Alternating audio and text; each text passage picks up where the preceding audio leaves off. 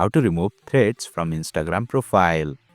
Hey there, welcome to Insightful Tutorials. Do you want to hide the threads badge from your Instagram profile but don't know how? If yes, then you are in the right video. Without further ado, let's get started. Open Instagram on your device. You will land on its official homepage. Tap on the circle with your profile picture at the bottom. Then your Instagram profile will open up. As you can see, here's my threads badge. To remove it from your Instagram profile, tap on the edit profile button. At the very bottom, you will see an option for show threads badge.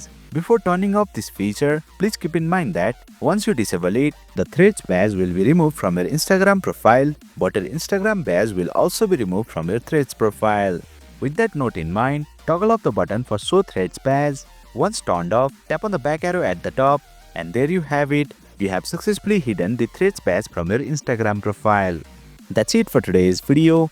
If you found this video insightful, please don't forget to hit the like button and make sure to subscribe to our channel for more insightful tutorials.